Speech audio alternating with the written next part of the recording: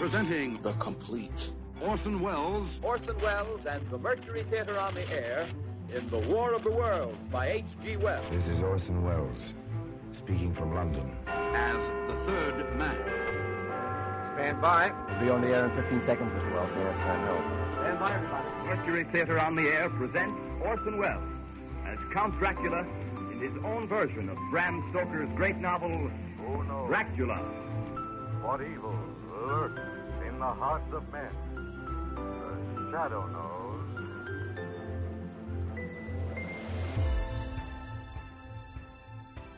Hello world, welcome to The Complete Orson Welles, brought to you by Dwayne Old Time Radio. This podcast will feature various classic radio programs ranging mostly from 1936 to 1952 that Orson either produced and directed, was featured on, or starred as a guest. Hello everyone out there in podcast land. This is Dwayne, your faithful podcast host, and I wanted to do a little bit of housekeeping. I'm sorry for this interruption in the podcast, but I want to do some housekeeping. I wanted to thank a few people who have said and done some very nice things for me, to me.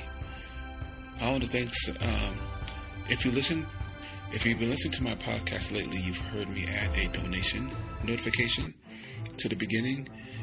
Donations are 100% optional, but if you do feel so inclined to donate a few dollars or whatever you can donate to help me continue to pay for the podcast, because I don't run any commercials, but I do have to pay for my podcast services. So if you want to help and just show your appreciation, I very much appreciate that. But I do want to thank a few people who have sent me either donations and or some very nice emails. First, I want to thank Don W. in Seattle. I don't know which podcast Don listens to or listens to all of them, but he was very nice and sent me a donation some time ago, so I apologize for the lateness in saying thanks, Don, but I do very much appreciate your help here. I definitely appreciate it, and it definitely does help. So thank you again, Don W. in Seattle. I also want to thank Mark N. I don't know where Mark lives, but Mark sent a very nice email. He did send a donation, which is completely fine, but he sent a very nice email, detailed email, thanking me for my comedy and funny haha podcast. He said he enjoys it very much, so I'm glad you enjoy my podcast, Mark, and I hope you continue to listen. So thank you, Mark, and I very much appreciate that. And lastly, I want to thank Mr. Khan. That's the name that he put in his donation. I see his full name, but I'm not going to say his full name, obviously. But thank you, Khan, for your donation recently. I definitely appreciate that. I don't know which podcast he prefers, but regardless of that, I do thank you for that support that you have given me. So again, thank you to everyone, Don, Mark, and Khan for your emails and your donations. So if you do feel inclined to donate, anyone else out there, I will give thanks to you on the podcast. So that you know that it was received and other people can hear your name. Again, thank you everyone. Hope you all continue to listen. I enjoy doing this. I apologize that I'm sometimes late in posting, but I do my best to keep up with it as much as I can. Back to your regularly scheduled program. March is here, so let's march into March with the Mercury Theater on the air. And their title of the drama is Hell on Ice, 114th episode, October 9th, 1938. The Mercury Theater on the air.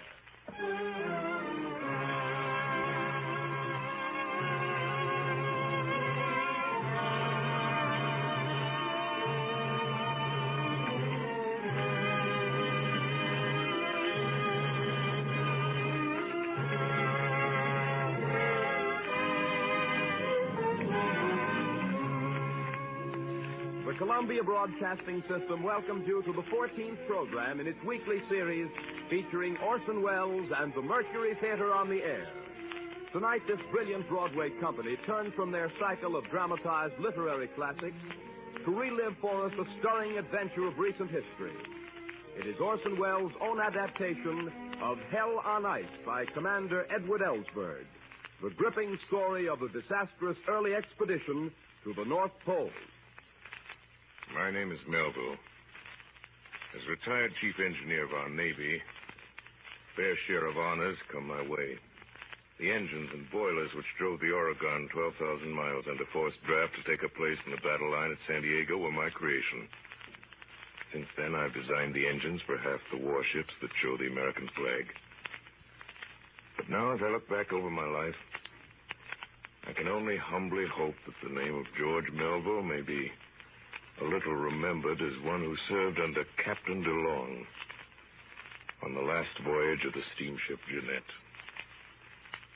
I still read and reread my log of that trip, though the ink's been dry near 30 years. Here's the first entry. July 8th, 1879. 3:40 p.m. Pacific Time. Jeanette weighed anchor. Destination, the North Pole. Already below. Already below, Captain DeLong. Ready, Chief? Ready, Captain. Have steam in the harbor. Yes, sir. The Navy had done a thorough job on the Jeanette. They built an extra sheeting around a hull of 6-inch Oregon pine, belted down with iron straps and a truss of massive beams across her blockhead. I remember noticing as soon as we were underway, Jeanette wallowed a bit in the waves instead of knifing them clean. But she was a small ship, 420-ton in displacement, 142 foot long, 25 feet in beam, and grossly overloaded with 3 years' provisions and bunkers full of coal. Remember the first roll call on deck. Bill Melville. Yes, sir. Send ship. Yes, sir. Ship second in command. 15 years at the China station. A small man with a beard like General Grant. Lieutenant Denenauer. Yes, sir. Denenauer, our navigator. 29 years old. Heavy built. No previous Arctic experience, but served to navigate the fleet around the globe. Dr. Ambler. Yes, sir. Ambler, small but sturdy. High-ranking surgeon. Mr. Collins. Here. Jerome Collins, a Herald reporter sent by Bennett for his own reasons as a meteorologist. One of our 2 civilians technically listed as seaman, but quartered with the officers. The other was Newcomb, the scientist, a nervous, testy little fella. Mr. Newcomb. Yes, sir. Forward, a crew of 23 all-Navy men, hand-picked. 1 Chinese cook. We steamed out the Golden Gate. The cheering crowds were black on Telegraph Hill.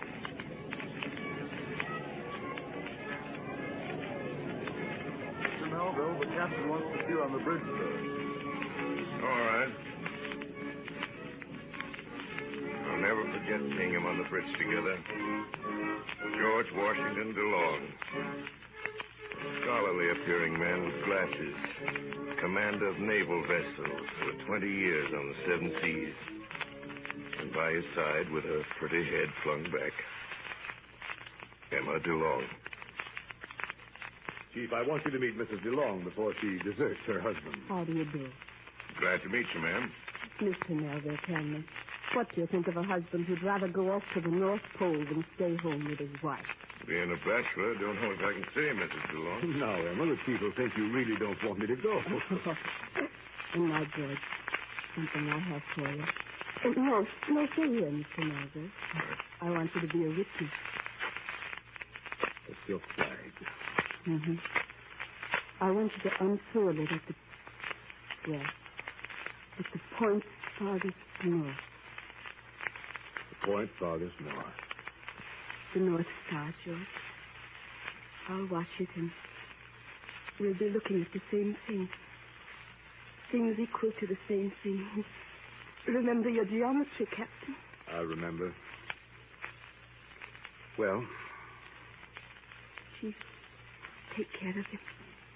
And good luck. You sure will.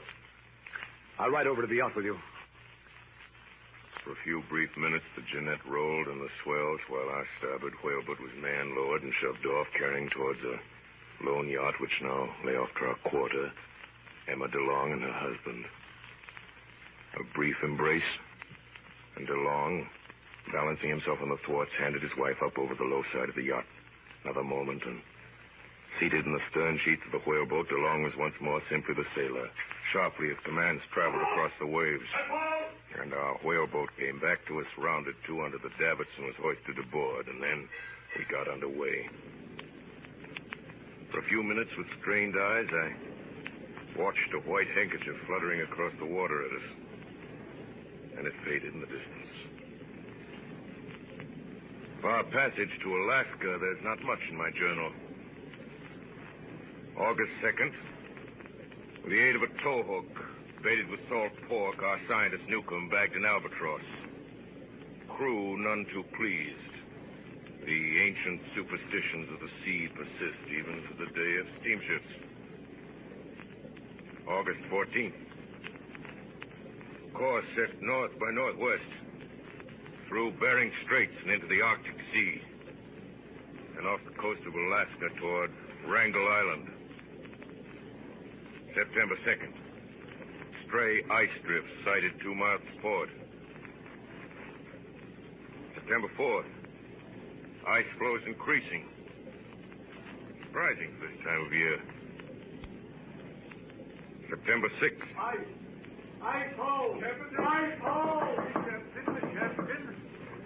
Harrison, where is it? Here's Captain, and on the bow. It's a ship. Ice ahead. Ice? Bring her hard to lead. Every man to his Hard to lead. Every man to his station. Bring her fast, Skip. We're closing fast. No use, sir. She won't clear us. Ice 200 feet ahead. Ice to starboard. We're gonna strike, Captain. Try the engine. There, Chief. Yes, sir. We'll try the engine. Ready, Chief? Yes, sir. Full steam astern.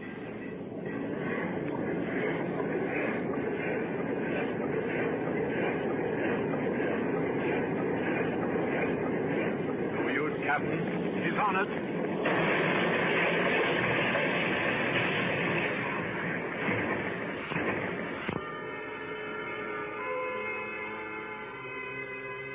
Well, we struck that ice pack head on. Lucky for us, that 19-inch planking of the floe would have stove us in. As far as we could see, the pack was unbroken. Except in back of us, a narrow lane of open sea.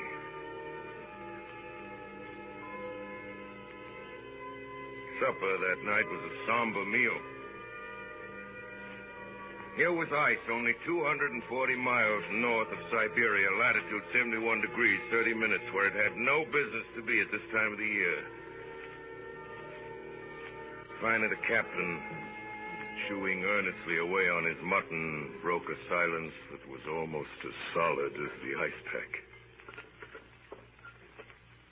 Well, Mr. Chip, do you think by morning we'll find a lead through this ice to Wrangel Island? No, Captain. We won't. Seem pretty certain, Mr. Chip. And what's more, while God's given you a chance, I'd back the Jeanette into that little hole astern and head out of this ice pack to open water before the bottom drops out of the thermometer and we're frozen in. What do the rest of you think? Delanower, what do you think? You're a navigator. I think that Chinese cook's coffee is even worse than usual, sir. All water and no coffee beans. What do you say, Chief?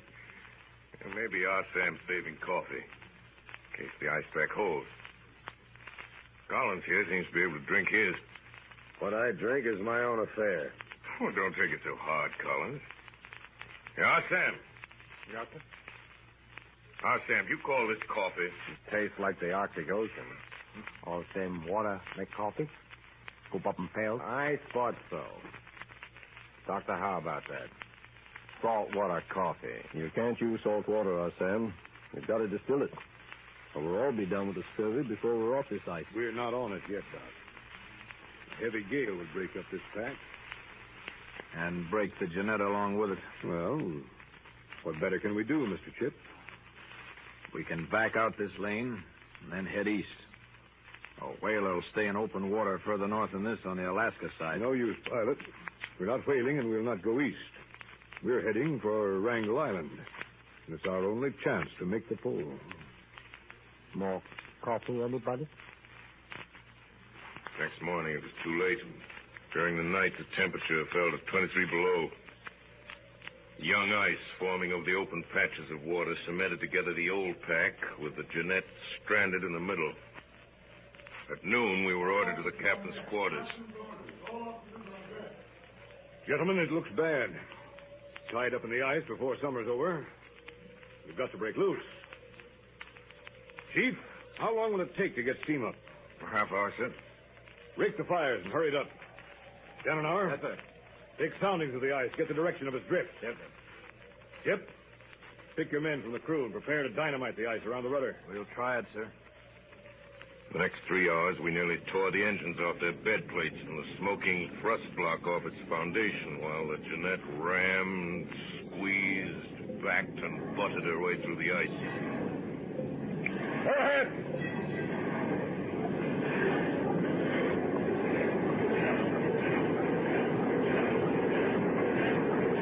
Pull a turn!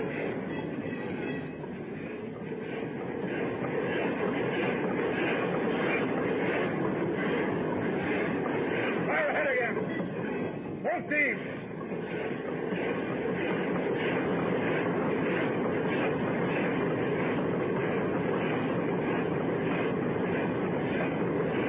How are you, Chief? Taking a terrific beating, we can't plow through. What a speed! I suppose it's bang fires down St. Cole, eh, brother? No, Chief, we won't bank this time. Let your fires die out. Save every pound of coal you can. If the chance comes to move, I'll give you ample time to get up steam. That night, the temperature dropped again. I have before me Chip's entry, which I copied in my journal. September 6, 1879. Temperature 17 degrees. Ice frozen 3 to 7 feet. Drift south by southeast. Starboard list of 9 degrees. Next day, with broken ice piling up all along our side, the captain gave the order to unship the rudder. So the end of the first week found us a rudderless ship, drifting with the ice pack, all chance of exploration gone. Stopped at latitude 71 degrees north, which had been reached in these same waters 20 years before by an ordinary sailing ship. Next day, we let the dogs loose on the ice. Late that afternoon, a bear was sighted. Lindeman, Collins, and Dananar set off across the ice in pursuit, and an hour later, the captain came up on deck. That Lindeman must have the crew, Mr. Chip. Lindeman, sir? Why, yes, of course. He has the watch now. Sorry, Captain, but Lindeman's chasing a bear. Must be over a mile away by now. Lindeman gone? Who gave him permission to leave? Was it Dannenhauer? Tell Mr. Dannenhauer I want to see him right away. Dan's gone too, sir. He followed Lindeman after the bear. Who'd they leave in charge on deck? I don't know, Captain. Well, this won't do. Even if we are on the ice, I can't have my crew disappearing from the ship whenever they see fit. That evening, I happened to be in the cabin with Collins. Evening, Mr. Melba. Hello, Sam. Mr. Collins, note from Cotton. All right, Sam.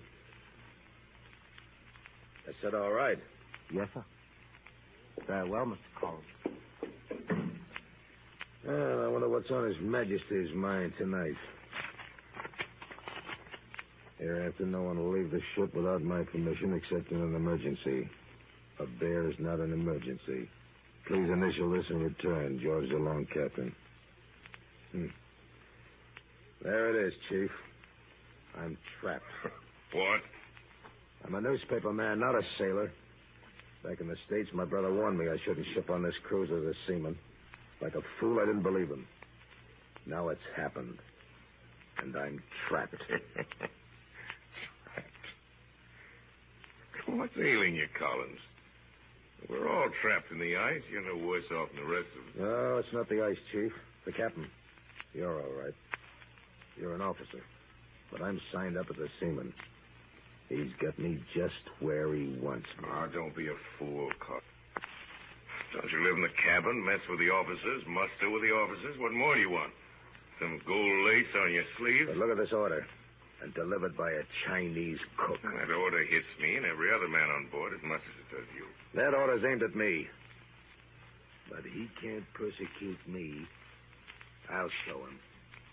I'm covering this expedition for my paper. And when we get home, I'll have plenty to tell about the way Captain DeLong ran this expedition. The truth was that after 2 months in the cabin of the Jeanette, we were beginning to get tired of each other's company. This same day, the captain wrote in his log.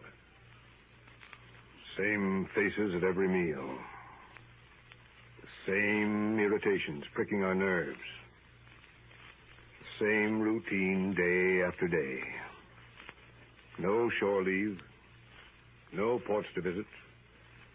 Nothing but endless ice. And no hope of change until next summer, unless a gale breaks up the pack. Drifting willy-nilly 1,000 miles from that pole, which in a blaze of publicity we had set out to conquer.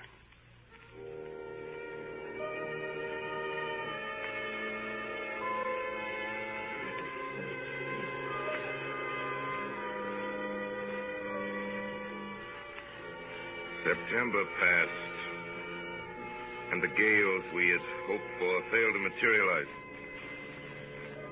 October came and went. Breaking the ice! Breaking the ice! Oh, Mr. Chip, where's the captain? Oh, Captain! Captain along! Look, Colin, it's a crack in the ice. Look, you can see it from here. My instruments. Look, Captain, it's spreading. Yes. Getting wider. Chip, take some of the men and help Collins salvage his instruments. Quick, before it's too late. Quick! Down there! 400 feet is not high. By the time we went to bed, there'd opened up leads of water all around us that looked like veins of ink in that vast white field. Didn't get much sleep. Hardly had the mid-watch ended when through an open canal scarcely 100 yards away, huge ice cliffs as high as 3-story buildings were bearing down on our ship. Ready to abandon ship? Skip, turn to with all hands to unload the dinghy. Yes, sir.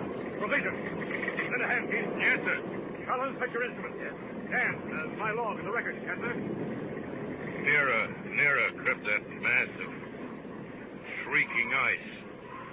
Our starboard deck arched up like a cat's back under the strain. Pitch and oakum were squeezed like syrup out of the Jeanette seam. 100 feet away, Captain. 75. 65.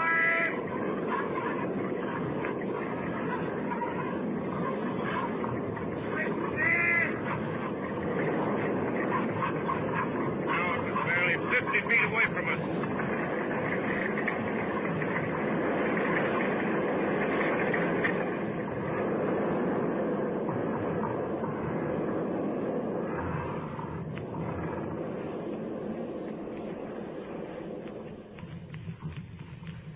But the blow never came. That ice cliff turned on its flank and knifed its jagged path off our starboard side. The floe relaxed its grip, and by morning the deck had straightened under our feet.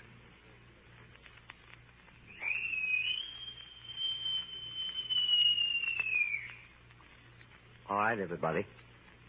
Breakfast ready.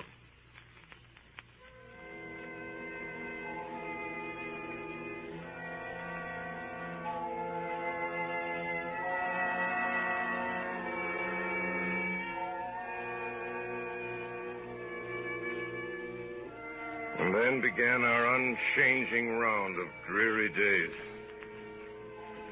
Day and night were now the same. The perpetual dusk of Arctic winter, No hope of escape until next summer's thaw. I turned back the captain's log. He could write in a few words. The rest of us felt and couldn't say. December 1st. On board the Jeanette. By now, we've told all our stories, read all our books, played all our games. We awake to the same faces, the same dogs, the same ice. We take the same exercise, make the same calculations of the drift, eat the same food, and return each night to the same beds, with the conviction that tomorrow will be the same as today. In my own diary, I find a different entry, December 24th, our first Christmas Eve on the ice. We gathered in the wardroom, a glum group, if ever there was one. Ship with a bad cold, Denenau with a black patch over his eye, the ice glare had infected Surgeon Ambler, tired out from nursing sick officers and crew. Newcomb, more silent than ever, and the captain and myself. Only Collins' chair was empty as usual. He'd eaten and left us as soon as he could. Half hour passed, mostly in silence. Hey, what kind of a Christmas celebration do you call this? I never saw so many grouches at one table in my life. How about some mistletoe over the rigging? I might catch an Arctic mermaid like Ninky caught this albatross. Newcomb's my name. So it is, excuse me. Ninky'd have her all stuffed before any of the rest of us could get to her. Lay off with it, Danana. I don't think that's funny. Can't you take a little fun, Newcomb, even on Christmas? As your doctor, I prescribe a broad smile. Say 3 times a day before meals. I'll smile when there's anything to smile about, Doctor. Well, what about this? Holy mackerel, Irish whiskey. Hand it over, Chief. Where's the captain? Well, thanks, Chief. And Dr. Ambler. Thanks. Yeah. Here, I'll pour my own. Careful, Danana. You've only got one good eye. I can always see well enough for this. Hey, that's enough, Dan. We're going to save some for the crew, you know.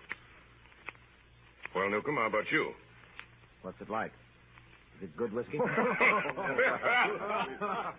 Ninky a written guarantee, Chief. Newcomb's my name. I'd give you another if I'd have been your old man. Don't waste any of that stuff on him, Chief. Take your whiskey and go to the devil. Wow. That's a nice Christmas thought. Yeah. Well, let's forget him. Can't help it, I guess. Say, how about a toast?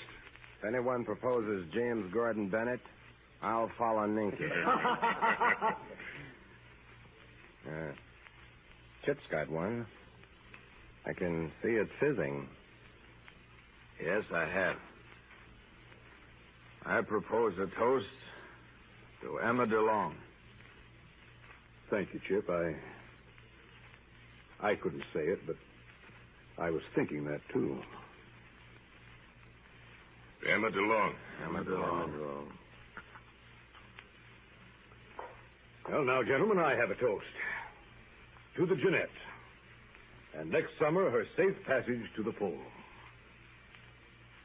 The Jeanette and that. Jeanette. January 5th, temperature 57 below zero. Drift still to the southeast. Sun appeared for the first time since November. Today, Doc Ambler had to operate on Danenau's eye. He has to sit in the cabin without a crack of light. We take turns talking to him. Speak of next summer. The breakup of the ice. He likes to talk about that. February 1st. More trouble. Repairing rusty floor plates in the boiler room, I noticed Erickson, bosun of the crew, and one of our best workers was laying down on the job. He stopped working every time I turned my back. Decided he was sick and sent for Dr. Ambler to look him over. Chief, I am not sick. I is watched. Who's watching you, Nels? What are you talking about? There is mutiny on the ship. Mutiny? There is mutiny on the ship. Oh, now, look here, Erickson. Take it easy. Tell me more about it. There is mutiny, sir. On the ship, sir. Mutiny? And the crew? Say, where'd you get this, Erickson? Yeah, Chief. I tell you, it is like I say. I was asked to join. They no say yeah, they no say no. So he is watched. They got guns. They kill me for it if I tell. Erickson. Yeah? Speak fast and answer my questions. Who's their leader? They no can tell. They kill me. Oh, nonsense. Yeah, Chief. They say they kill me. Erickson. What do you mean by they? Hey, please, they no can tell. They kill me. I'm your officer. Do you know what disobedience means? Now, come on. What's behind this? It is... Nobody hear us. Nobody. It is... our Sam. Oh, Sam? Oh, Sam, Chinese cook. Oh, my Nels. Oh, Chief, it's been like I said. It's mutiny. Nels. Yeah? Nels, look here. Yeah. No. Now, look at me. Yeah. Right in my eyes, Nels. Yeah. Follow my fingers. I move it. Your finger? Yeah. Yeah. Here? Yeah. Now, over here. Yeah. Nels. Yeah. Nels, we're going to see Dr. Ambler. Oh, no, but then they kill me, sure. I won't let them, Nels. I'll take care of you. Yeah, but I tell you... Yeah. I know. I know. Take my hand, Nels. That's it. Yeah. That's a good fellow. Now, come along. January 6th. 4 months on the ice. Part of the crew sick. A blinded officer. Now a seaman gone mad. What will this ice do to us before this winter's over?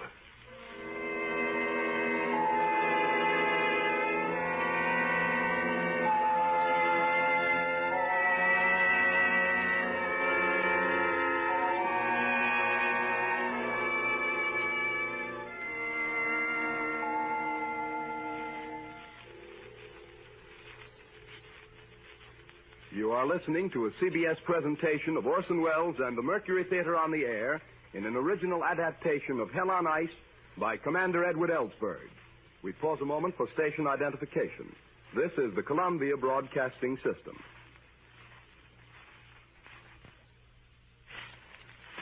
Hell on Ice. Commander Ellsberg's account of the disastrous polar expedition of the Jeannette, relived by Orson Welles and the Mercury Theater on the Air. On February 25th, after 6 months in the ice, the Jeannette's position was 74 degrees 11 minutes north. We were still drifting, waiting for the thaw to free us. March 5th, first glimpse of sunshine. 3 minutes of bleak twilight, then darkness again. March 30th, temperature rising. Noon reading 5 above zero. Ice still 14 feet thick.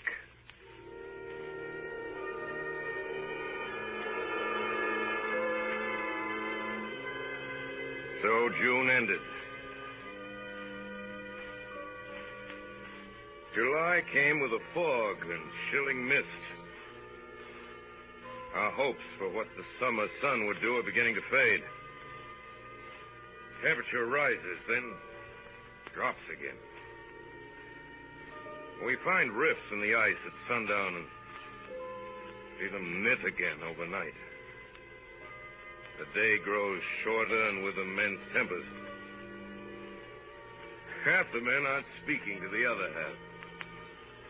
Collins quarreled with Ambler over the slamming of a door. Mr. Chip just asked Newcomb about an ice measurement he'd taken, and the little scientist wouldn't answer. Since the query was in the line of duty, Chip reported the incident to the captain. Newcomb? I have Mr. Chip's report that you failed to give him an observation. Well? It's in Chip's province to receive that information and enter it in the ship's records. I was going to write it on a piece of paper and hand it to him. Come, Newcomb. Let's forget such childish play, and we'll all get along better. Don't I do my duty, sir? Yes. And I'll take good care you continue to. Very well, sir. If I do my duty, I must respectfully continue the privilege of being silent as long as I please. Can I go, sir? Yes. You may go. The captain's entry on the anniversary of the day we first froze in states what all of us knew and none dared say. September 6th. Another winter on the ice. Crew look at me with a mute appeal that's pitiful to see. I know what they're wondering. Will it be another winter? Another year? Or will it be forever?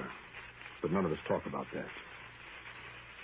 We keep it our routine as if our lives depended on it. October 10th. Collins took his time about making his observations today. He didn't report on the ice till 20 past 12. When he finally came out, the captain was waiting for him. Well, Collins, has it required all this time to log your noon observations? I hardly know the meaning of your question, Captain DeLong. Seems to me my words are plain enough, Mr. Collins. Well, perhaps I might have done it quicker, but I didn't know my minutes were being counted for me. I've issued an order for an hour's exercise. I've noted for several days you've been cutting down that time. Today I'm satisfied you're doing it deliberately. Very well, if you're satisfied, Captain, I've nothing more to say. But you're doing me a great injustice. Mr. Collins, that's an impertinent comment. I don't like your manner and bearing in talking with me. Well, I don't like the manner you speak to me either. I'm your commanding officer. I'm merely informing you of a breach of discipline. And when you say that, I say it isn't true. I'm making allowances for your ignorance of naval regulations. But I advise you not to repeat that contradiction. When you charge me with violating an order, I deny it, and I'll repeat that as much as I please. Enough, Mr. Collins. When we get back to the United States, I'll have you court-martialed. Meanwhile, turn in your instruments and perform no further duties on the ship. You're under arrest.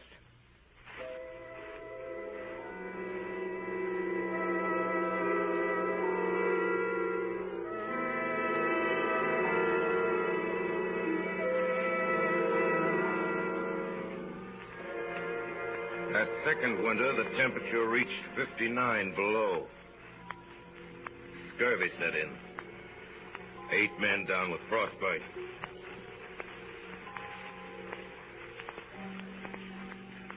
Spring finally rounded the calendar. You can call it spring at 10 degrees below zero in a frozen pack. In May, we saw the sun again. June 10th. My watch, 9 p.m. till midnight. 11 p.m. Disturbed by heavy shocks drumming against our hollow hull. Those words were all I had time to write. I remember the captain rushed up on deck. This evening, even at midnight, the sun's above the horizon. We could see about 80 yards ahead. A lead had opened in the pack some 10 feet wide with cracks zigzagging across the surface of the ice, moving towards us. Then the floe split wide apart beneath us. The Jeanette lurched wildly to port and suddenly slipped off the ice into open water. We were thrown across the deck. The ship rolled like a drunken man. Shaking in terror, we waited for the next move. 6 bells, the pack started to press down that open canal. Slowly, it closed in on us. Mostly flat floes this time, but thick and jagged. And behind it, the push of endless miles of surging ice.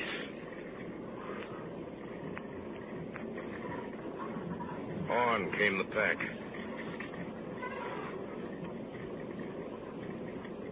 No turning off this time. The ice reached our sides, started to squeeze. We're thinking, Captain. Ice is coming through the side. What's that? Ice in the hold? Pipe down, ship. Leach, you're an experienced seaman. Make your report to me as if you were one. Seams are opening below, sir. The sides will give way. It's only a question of minutes. Very well. Come with me, Chief. started for the hatchway. At that instant, the ice got its teeth in her hull and snapped to splinters. All hands! Hasten for abandoned ship! Yes, sir. Ship, lower boat. Yes, sir. Erickson, and the David. Quartermaster, Lee. Yes, sir. Unload provisions. All you can save. I'll check them at the rail. Yes, sir. Keep my instruments. I'll get them, sir. Come on, Lee. I'll need all the engine crew. Sledges, Cole. Lower them fast. Yes, sir. I'll check provisions. Pemmican, 3 barrels. Toss it over the starboard side. Watch out below. What's the list, Chip? Here's 30 degrees. Watch your footing, man. Careful there with Dannenhauer. Sea doesn't fall, Doc. Yes, Chip. Lower him in the boat. And keep your eyes closed. Here, Iverson, you too. Hold on. Newcomb! What are you doing with those stuffed birds? I've only brought some of them. Lower away, boys. Over the side. Going fast, Skipper. Better jump for it, hadn't we? Abandon ship, men! Over the side! Over the side!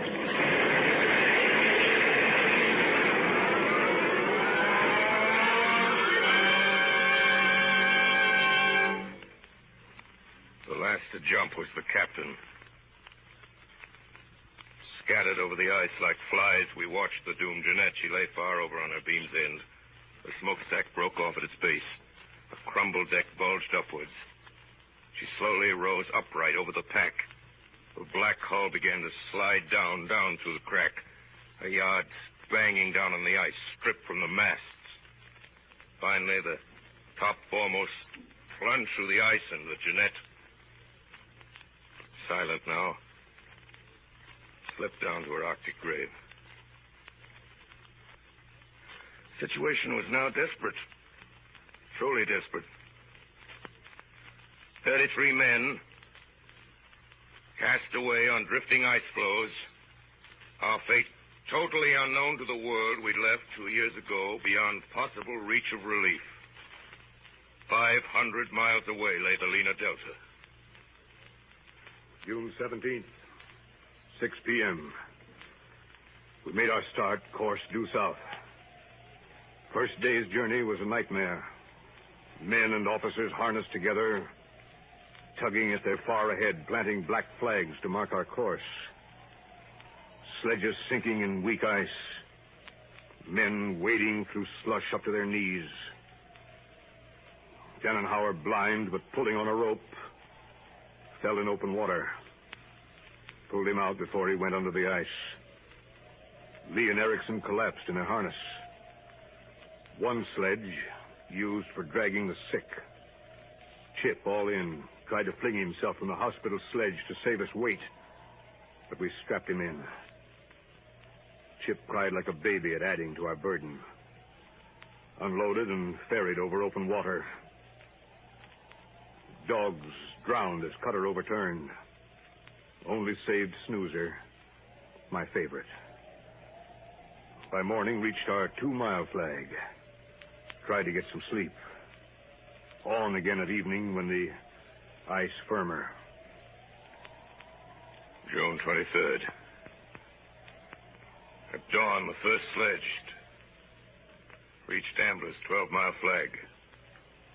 The men stumbled into camp and lay exhausted on the ice, temperature 34 below. The captain called me into his tent. Well, Chief, what do you think? There's hardly enough food to last 60 days, Captain. We've only made 12 miles in 7 days. See, now that leaves... Don't say it.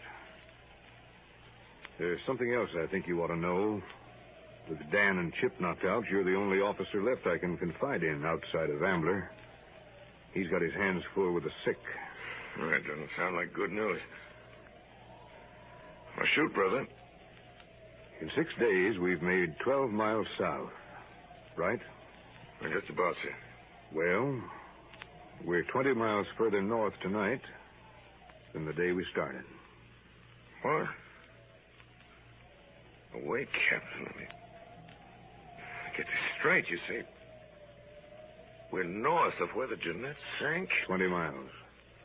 The northwest drift's got us in tow. You sure?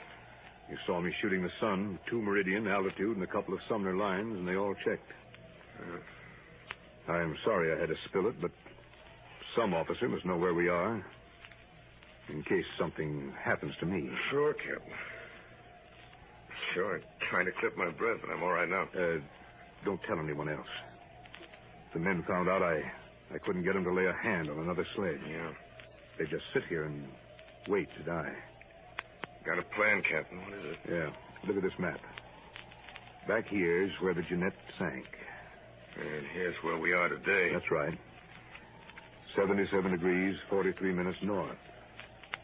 We're walking against the drift, and the pack's moving faster than we are. I'm changing our course from south to southwest. That way, we've got a chance of reaching the edge. One chance in 100. The one we've got to take. How about rations? They'll never hold out. We'll have to stretch them. Now, how thin can you cut them? You're working the men, and that's for you to decide. Well, Skip, I cut a third off. That'll last 90 days instead of 60. I'm willing to try. I knew I could count on you, Chief. I always can. And now, Chief, you're to be my witness at a little ceremony, remember? A flag. Mrs. DeLong's flag. Yeah, that's so. The point farthest north. We'll hope this is it. Hold the other end, Chief. We'll unfurl it for Emma. I think she knew, Chief. Sure, Captain. The North Star. She's right over ahead. Things equal to the same thing. She'll be glad. Now, let's fold it up now so nobody will know that we had it out. Else they might guess the reason. Got any tobacco left, Captain? I can stand a pipe full. I don't feel like supper. Or is it breakfast? Hand your pipe over. I'll fill it up. Thanks, brother. Chief, this is a grand country to learn patience in.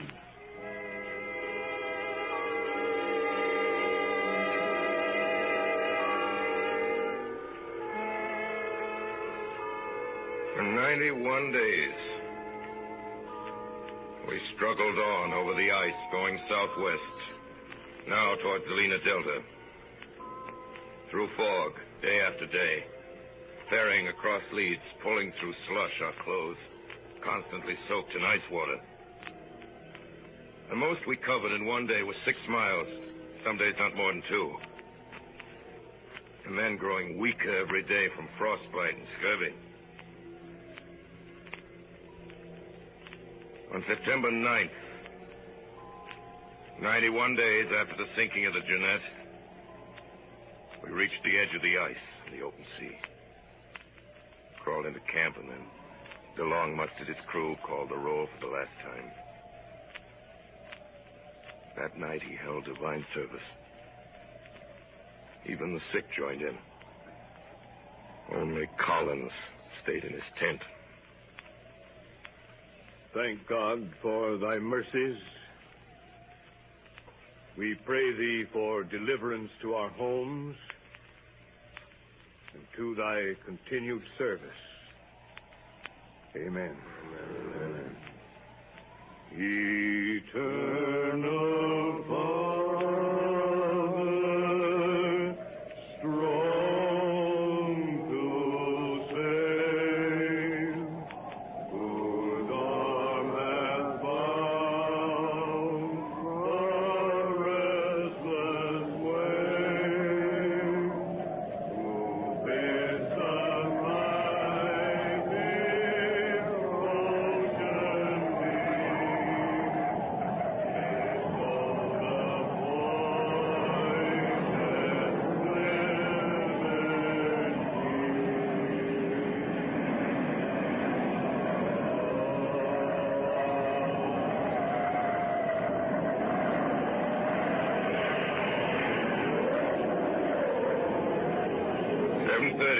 ocean September 12th, we shoved off for Cape Borkin on the Lena Delta. According to our charts, 96 miles of open sea. The first boat, Captain DeLong commanding, Surgeon Ambler, Collins, 11 seamen. The second cutter, manned by a lieutenant ship, was 7 seamen. The 3rd under my command was Dananor, Newcomb, and 8 seamen. Strong east wind was blowing, and whitecaps were running everywhere. We took in Reese to stay near the other 2 boats. The long signal, and we tried to south sail, but the racing seas combed over our stern. Melville, hey you! I can't hold back, Captain. Neither run nor smoke. She'll broke, Captain. I can't hold her back. Give away, then.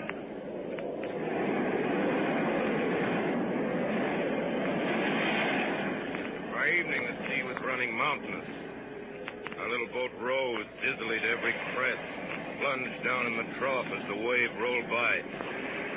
The other boats were falling behind. We glanced back at ship 1,000 yards to windward. As I looked, an immense sea swept over his boat, and she broached, lying helplessly broadside to the gale. No boat ever beat a mile dead to windward against such waves. Long before we could even get our boat into the wind on the first tack, the icy waters had ended the agony of the ship and his men. Way astern was the captain's cutter. As night fell, that too faded from sight, and we were left alone. 11 frozen men in a tiny whaleboat. In utter blackness. By morning, the ocean calmed, and in the gray light we saw land less than a mile away and smoke rising. But there was no sign of the captain's boat.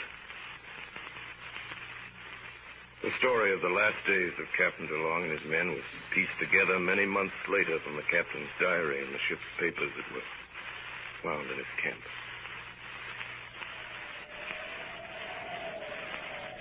"135th day, around October 1st. This morning reached Lena Delta. Boat overturned in shallows. All stores lost. Only chance is to make Kumak Cirque, 95 miles south by my chart. Doctor says some of the men can't walk even a mile. They'll have to. Tonight ate the last of the pemmican. 136th day. Erickson dropped in his tracks. Both feet frozen.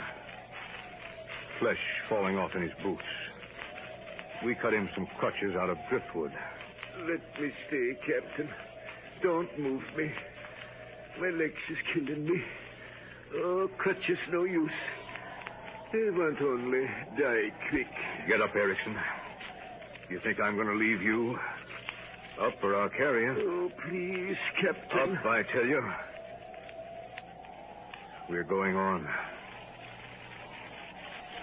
137th day. This morning, Ambler shot a reindeer. Men too famished to wait for fire ate the beast raw. Gave the bone to Snoozer. 138th day. Trapped by open water. Have to cross. We try to build raft. The men are broken. Can scarcely lift planks. I drive them hard. What's the matter, Leach? Lashings are loose. There ain't enough logs to float it. Then haul the lashings tighter. Your ship's carpenter. I hauled it as tight as I could. Do as I say. Stop talking back. You won't even let us die in peace. You're not human. Leach, another word out of you, and I'll have you court-martialed. You hear me? Yes, sir. 139th day. Raft completed. Crossed water. Found a deserted fishing hut other side of the bay. Put up overnight. Raging blizzard outside. At midnight, Erickson died. Sea burial. Fired a volley with our last rifle. 144th day. About the 9th of October. Today sent Nindeman and Noros, the two strongest men left, toward Kumak Cirque. They may get through and send help. Today, killed my dog, Snoozer, for food. Dog never whimpered. Too far gone. Men weakening fast. 145th day. Collected driftwood. Built fire. We wait here, hoping. All hands feeble, but cheerful.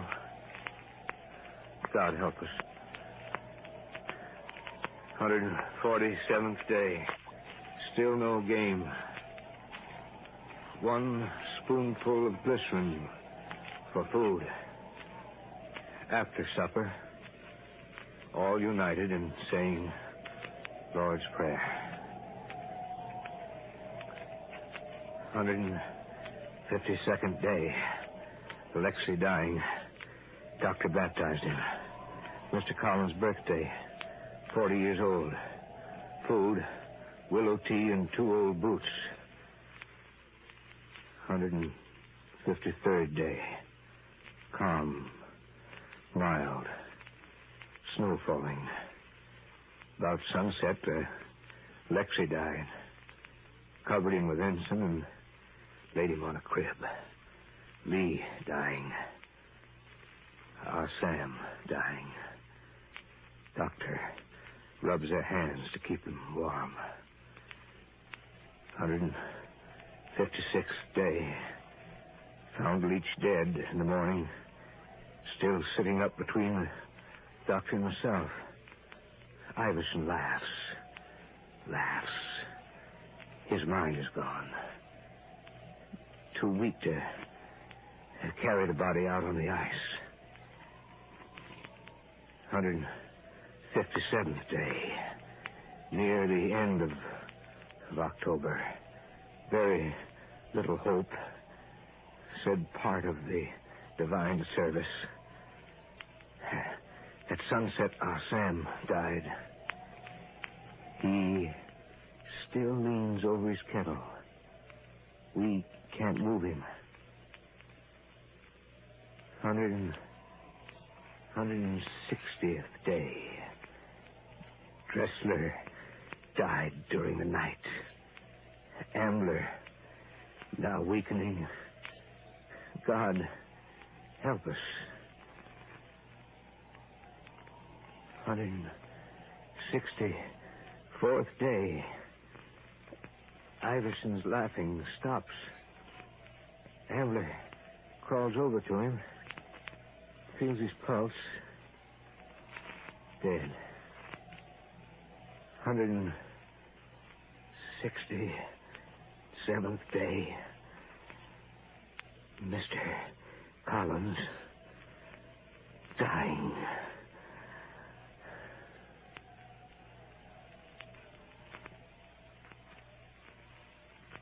Mr. Collins dying. The captain's last entry in that fateful book. No word of himself. His frozen fingers scrawled their last words. Mr. Collins dying. Months of searching finally brought us to that gale-swept hill. There I made out, stiff and stark above the snow, an upraised arm. The arm belonged to Captain DeLong, half buried in the snow.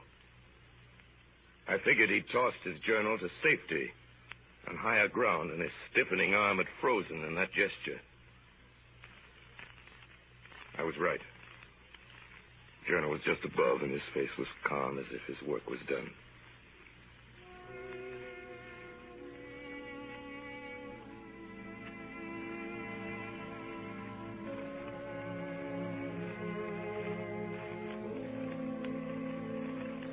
Atop a rocky promontory, looking to the north, towering 400 feet above the great bay of the Lena Delta and far beyond the reach of any possible flood. I prepared for my captain and his crew their final resting place. Above that rocky cairn, I raised a massive cross, 25 feet high, hewn from a driftwood spar salvaged from the bay below. And on the spreading arms of that cross, I cut the names of those who were to rest beneath it. And then when all was ready on April 6th, 1882, on that gale-swept mountain over the Lena, we buried them. We lifted the thin bodies from the sledges. Tender they laid them out on a bed of snow inside the tomb. Captain DeLong at one end, the others in order of rank. Surgeon Ambler, Mr. Collins, Lee, Cack, Gortz, Boyd, Iverson, Dressler, and last at the other end, our Sam. And then, sorrowfully sealing up the cairn, we left them to their rest. Among the Siberian snows looking out over the Lena's great bay at that desolate cape below, which had witnessed their last agony, and northward across that polar sea which he had valiantly given his life to conquer, DeLong and his men of the Jeannette lay at last beneath a huge cross on the rocky cairn, with the fierce Arctic glares they had so often bravely faced, and the winds mournfully wailing their eternal dirge.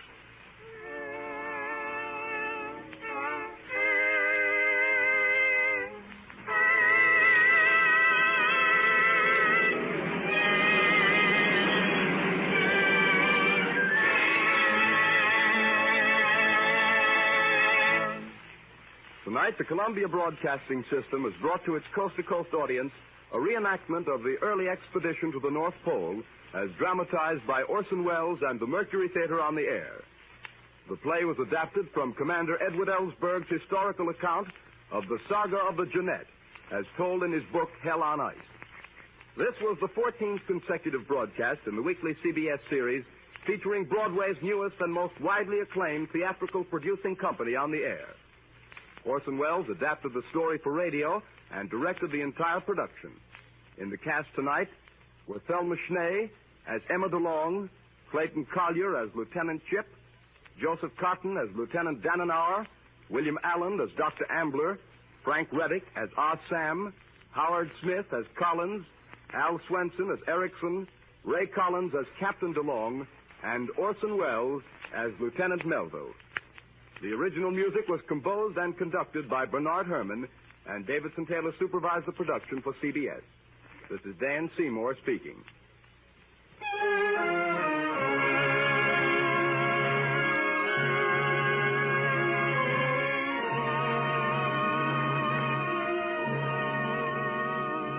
Next week at this same hour, 8 to 9 p.m. Eastern Standard Time, we invite you to listen to the 15th of the weekly performances by Orson Welles and the Mercury Theater on the Air.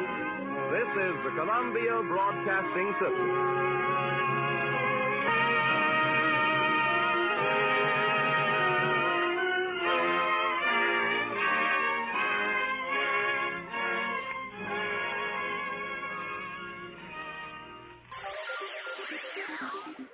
Thank you for listening to and showing your support for my podcast. If you would like to receive notifications of when new episodes are posted, please subscribe to my channel. Subscriptions are 100% free, and they really help me get an idea of how I'm doing.